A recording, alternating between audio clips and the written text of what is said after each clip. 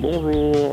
Alors ce matin ça va être une petite matinée bricolage parce que je dois faire un bac à plantes. Donc ma poule est sortie évidemment, en train de gratter la terre. Voilà, on va la laisser faire. Et donc voilà ici l'emplacement d'un bac à plantes. Il y a plusieurs bacs à plantes ici dans mon secteur, là, sur mon petit jardin de curé. Et en fait j'ai un bac à plantes qui était pourri, donc je dois le refaire. Donc j'ai mesuré donc la hauteur avec donc 1 mètre comme ça, 1 mètre ruban.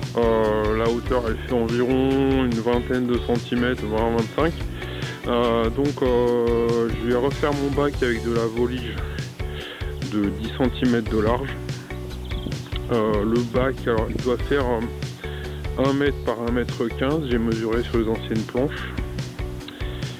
Et donc voilà, il va falloir que je refasse ça. Donc je vais vous présenter le matériel et à plus tard. Alors donc je vais vous présenter le matériel de bricolage pour faire le bac. Alors il va vous falloir 3 voliges, par exemple selon la hauteur de votre bac. Là j'ai 3 voliges pour un bac d'environ 20 cm de haut sur 1 mètre sur 1,15 m. Des voliers de 4 mètres par 10 cm de large. Vous avez du pare-pluie de maison ossature bois. On va monter à la graffeuse à l'intérieur du bac. Pour faire les découpes, on a besoin déjà de mesurer. Donc on a 1 mètre, un crayon pour tracer, une équerre pour tracer droit, donc les traits par rapport à la longueur de la planche. Pour faire les angles, on va utiliser donc des bouts de litho de récupération ici. Et pour visser, on va utiliser une perceuse visseuse, des embouts et des vis. On va travailler sur une vieille caisse en plastique pour faire les découpes et le vissage.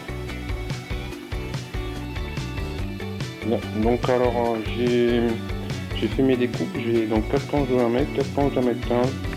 J'ai mes 4 morceaux de litho pour les angles. J'ai une chute ici qui va me servir pour faire mon montage au niveau des angles, par les bonnes dimensions, pour fixer mes litho. Et j'ai mes chutes ici, des petites chutes qui passeront au feu, et une grande chute ici, qui donc ira pour un prochain bricolage ou pour le jardin pour marcher dessus. Je vais faire mon montage à la perceuse visseuse et visseuse avec les embouts et les vis. A plus tard. Bien, alors donc j'ai fini mon bac là, donc voilà, donc il fait donc 1 mètre sur 1,15 m. Et j'ai rangé mes outils avec la chute de bois là que je vais stocker dans mon abri à bois. Il me reste donc ici une grosse chute de bois ici. Et je dois monter mon pare-pluie à l'intérieur avec ma agrafeuse. Donc je vais mesurer en fait des bandes de 20 cm, une vingtaine de centimètres de pare-pluie. Je vais les découper avec les ciseaux et je vais les agrafer. Alors je pense que, étant donné la largeur de mon pare-pluie ici, je vais les agrafer une à une sur les bords, d'autant qu'il me reste une chute ici, je ne sais pas si vous voyez sur l'image. Donc effectivement je vais faire ça et donc monter mon pare-pluie à l'intérieur. Alors voilà, j'ai fini mon bac, je l'ai garni avec du pare-pluie. Maintenant je vais prendre un petit marteau, puis je vais aller l'installer dans le jardin. Le petit marteau c'est pour fixer comme il faut les angles dans la terre. A plus tard. Donc ça y est, j'ai installé mon bac dans le jardin avec les autres bacs. Alors il remplace un bac qui était ancien, qui avait une dizaine d'années, qui était un ancien bac à sable qui avait été donc réutilisé en bac de plantation. Et donc voilà, il est reparti pour le prochain printemps qui va arriver bientôt. Et puis donc je pense qu'ici on va continuer nos plantations. Et voilà, et puis on verra par la suite ce qu'il en est du jardin.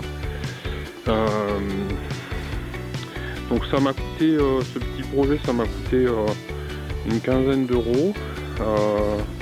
Il y avait beaucoup de récupération, des choses que j'avais déjà, donc Bon, effectivement, je pense qu'entre 15 et 20 euros, vous pouvez vous en tirer pour faire un bac d'environ un peu plus d'1 m².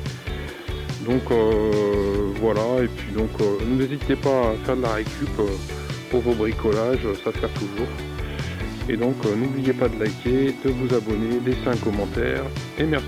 Au revoir.